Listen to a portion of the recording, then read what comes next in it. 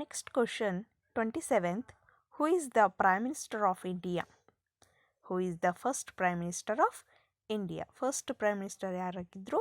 Narendra Modi, Jawaharlal Nehru, Motilal Nehru, Indira Gandhi. So you know that Jawaharlal Nehru is known as the children's, is loved most of all children's. ಇವರ ಹುಟ್ಟಿದ ದಿನವನ್ನು ನಾವು ಮಕ್ಕಳ ದಿನಾಚರಣೆಯನ್ನಾಗಿ ಮಾಡ್ತೇವೆ, ಗೊತ್ತಲ್ವಾ? 14th November. 28th, Panama Canal linked which two oceans? Panama canal ಅನ್ನೋದು 2 ಓಷನ್ಸ್ಗೆ ಜೊತೆಗೆ ಅಂದರೆ ಲಿಂಕ್ ಅಂದರೆ ಹೊಂದಾಣಿಕೆ ಆಗಿದೆ, ಇದನ್ನು ಕೂಡ್ಕೊಂಡಿದೆ. Which are those? Atlantic and Pacific oceans. These 2 oceans are linked in to Panama canal. Which is the smallest continent in the world? So largest continent Asia, we know that. Asia ಅಂತ ಗೊತ್ತಾಯಿತು, ದೊಡ್ಡದಾಗಿರ್ತಕ್ಕಂಥ ಖಂಡ. ಅದೇ ಚಿಕ್ಕದಾಗಿರ್ತಕ್ಕಂಥ ಖಂಡ ಯಾವುದು? Australia. This is only smallest continent in the world. Who was the inventor of electricity?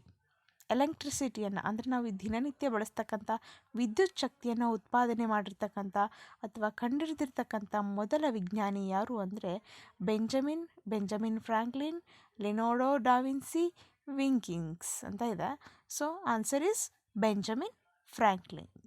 Okay, ನೋಡಿದ್ದೀರಾ Benjamin ಫ್ರಾಂಕ್ಲಿನ್ನ? I will show you his picture. He is only Benjamin Franklin. Okay, Benjamin Franklin. He invented what? He invented electricity.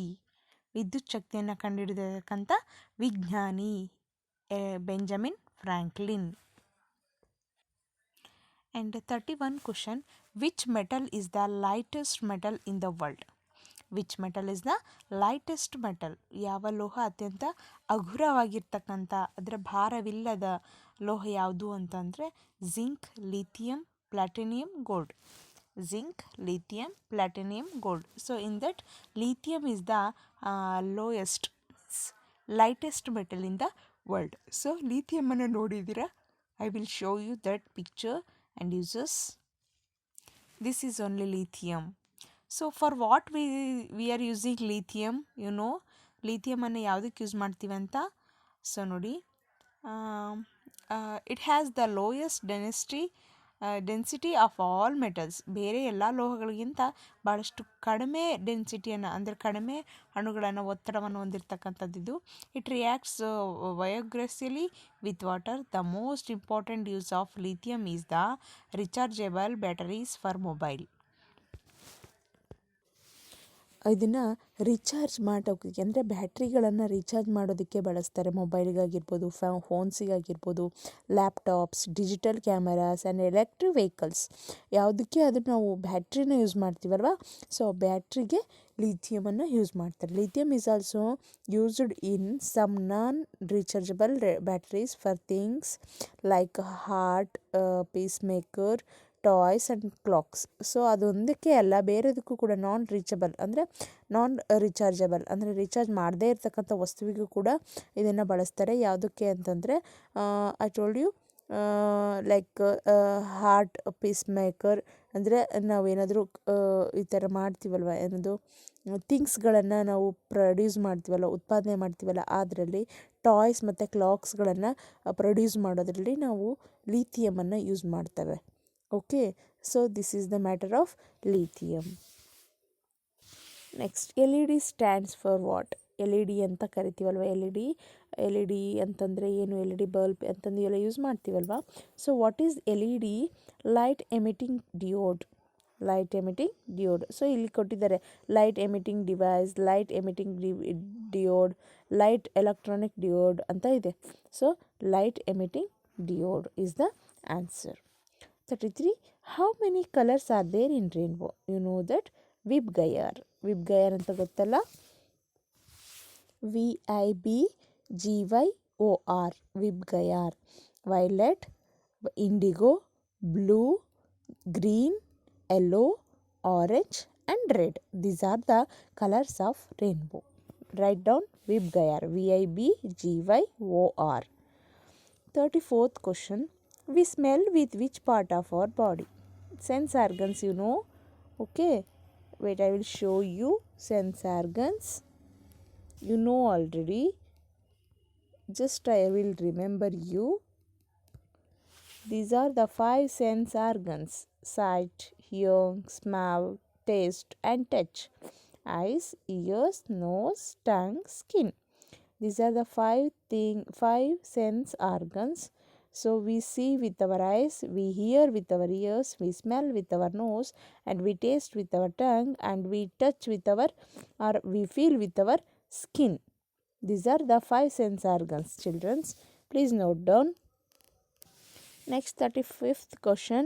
Taj Mahal is located at which place? Taj Mahal ಅನ್ನೋದು ಯಾವ ಪ್ಲೇಸಲ್ಲಿ ಇದೆ ಅಂತ ಕೇಳಿದ್ದಾರೆ. Dehradun, Agra, Ranchi, Mumbai. So you know Agra. ಆಗ್ರಾದಲ್ಲಿ ತಾಜ್ ಮಹಲನ್ನು ಕಟ್ಟಿಸಿದ್ದಾರೆ. Who builded? Shahjahan. For whom? Mumtaz. ಶಾಜಹಾನ್ನ ಹೆಂಡತಿ ಮಮ್ತಾಜ್, ಅವಳ ಪ್ರೀತಿಯ ನೆನಪಿಗಾಗಿ, ಅವಳ ಪ್ರೀತಿಯ ಕಾಣಿಕೆಯಾಗಿ ಈ ತಾಜ್ ಮಹಲನ್ನು ಕಟ್ಟಿಸಿದ್ದಾರೆ. Computer is connected to internet by which device? So ಕಂಪ್ಯೂಟರನ್ನು ಯಾವುದ್ರ ಮೂಲಕ ಅದನ್ನು ಕನೆಕ್ಟ್ ಮಾಡಿದ್ದಾರೆ ಡಿವೈಸ್ಗೆ ಅನ್ನೋದಾದರೆ modem, mouse, CPU, RAM. So answer is modem. So modem ಅನ್ನೋದನ್ನ ನೋಡಿದ್ದೀರಾ, ಅದನ್ನು ಕನೆಕ್ಟ್ ಮಾಡಿರ್ತಕ್ಕಂಥ ಡಿವೈಸ್ಗೆ ಕನೆಕ್ಟ್ ಮಾಡಿರ್ತಕ್ಕಂಥದ್ದು. So I will show you picture. So this is the modem of computer to connected, which has connected to device. So ಈ ಮೂಲಕ ಏನು ಮಾಡ್ತಾರೆ ಅಂತಂದರೆ ನಮ್ಮ ಕಂಪ್ಯೂಟರ್ಗೂ ಮತ್ತು CPU ಕನೆಕ್ಟ್ ಮಾಡ್ತಾರೆ. ಇದ್ರ ಮೂಲಕ ಎಲ್ಲ ವಿಷಯಗಳು ಏನು ಮಾಡ್ತವೆ, ರವಾನೆ ಆಗ್ತವೆ. ಮೀನ್ಸ್ ನಾವು ವಾಟ್ ವಿ ಆಸ್ಟ್, ನಾವು ಏನನ್ನ ಕೇಳಿರ್ತೀವಲ್ವ ಅದನ್ನು ಕೊಡೋದಾಗಿರ್ಬೋದು, ತಗೊಳ್ಳೋದಾಗಿರ್ಬೋದು, ಎಲ್ಲ ಕೆಲಸಗಳನ್ನು ಈ ಮೋಡೆಮ್ ಅನ್ನೋದು ಕನೆಕ್ಟ್ ಮಾಡುತ್ತೆ. ಕನೆಕ್ಟ್ ಇದ್ದರೆ ಮಾತ್ರ ಅದು ವರ್ಕ್ ಆಗುತ್ತೆ, ಇಲ್ಲ ಅಂತಂದರೆ ಅದು ವರ್ಕೇ ಆಗಲ್ಲ. Okay, this is the modem. This is the picture of modem, which connects the computer to and device. Computer and device. Okay.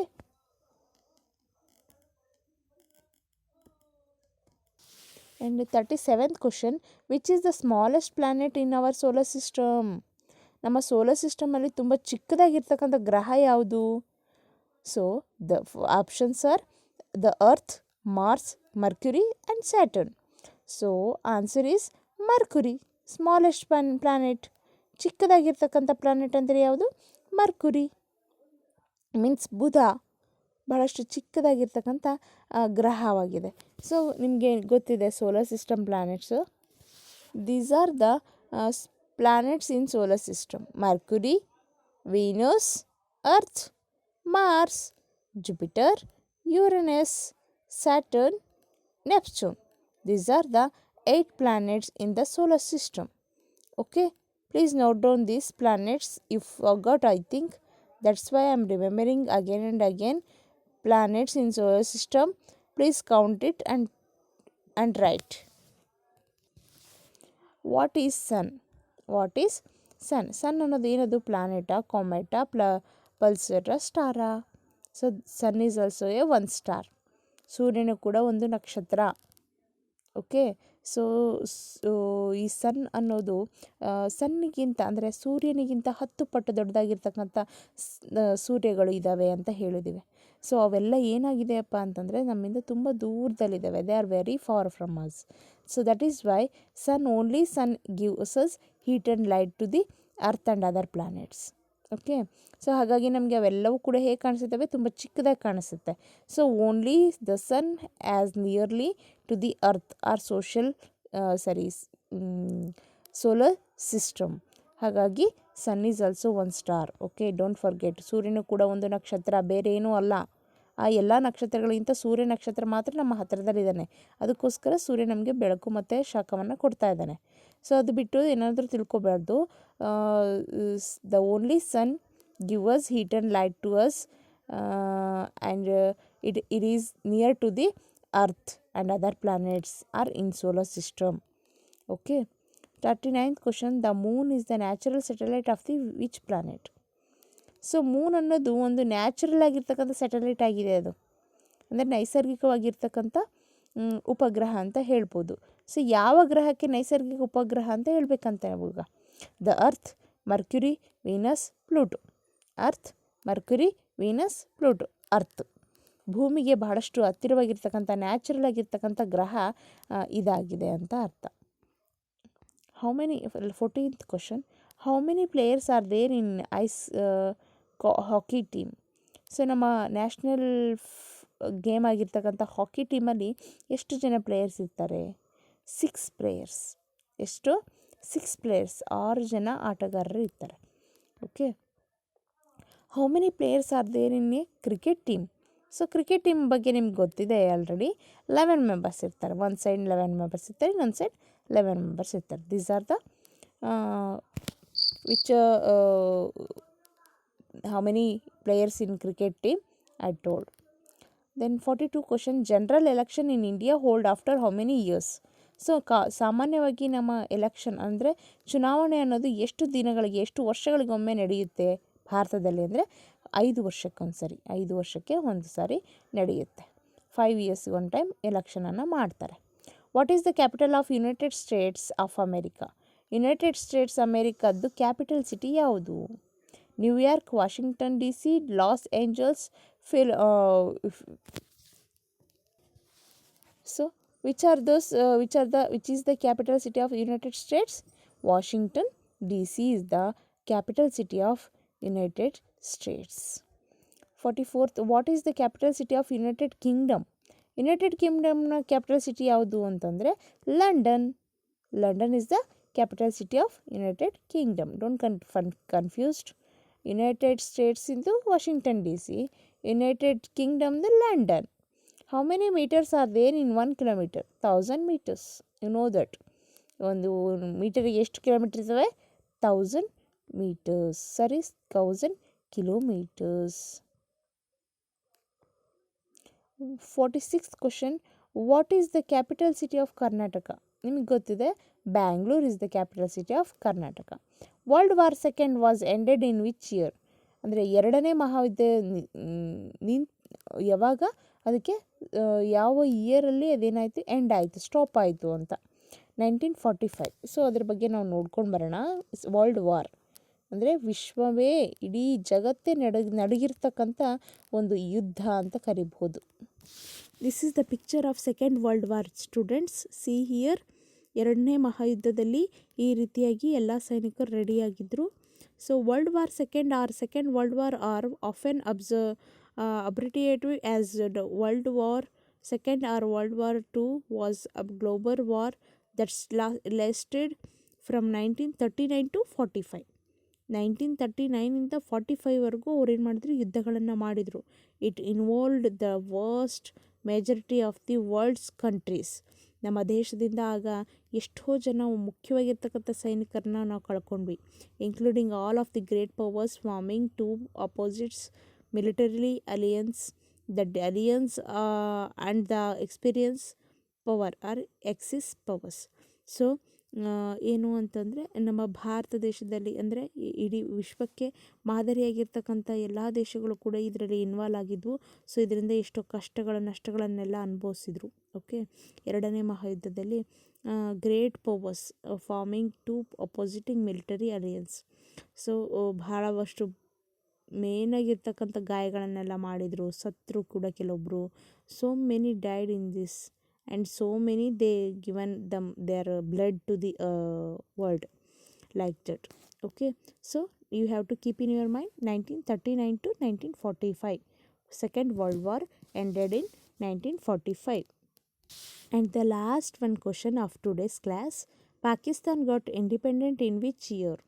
Pakistan ಅನ್ನೋದು ಯಾವ ವರ್ಷದಲ್ಲಿ ಅವರಿಗೆ ಸ್ವಾತಂತ್ರ್ಯ ಸಿಕ್ತು ಅಂತ ಕೇಳಿದ್ದಾರೆ. ಸೊ 1947. ನಮಗೆ ಯಾವಾಗ ಸಿಕ್ತಲ್ಲ, ಬಿಕಾಸ್ ಬ್ರಿಟಿಷರು ಅವರಿದ್ರಲ್ಲ, ಬ್ರಿಟಿಷ್ ಜನಾಂಗದವರೇ ನಮ್ಮನ್ನೆಲ್ಲ ಅಟ್ಟಾಗಿಸ್ಕೊಂಡ್ಬಿಟ್ಟಿದ್ರು. ನಮಗೆ ಯಾವುದೇ ಸ್ವಾತಂತ್ರ್ಯವನ್ನು ಇರಲಿಲ್ಲ. ಸೊ ಹಾಗಾಗಿ ದಟ್ ಈಸ್ ಇಂಡಿಪೆಂಡೆಂಟ್. ಅಂದರೆ ಪಾಕಿಸ್ತಾನನೂ ಕೂಡ ಇದೇ ರೀತಿಯ ಶೋಷಣೆಗೆ ಒಳಗಾಗಿತ್ತಂತೆ.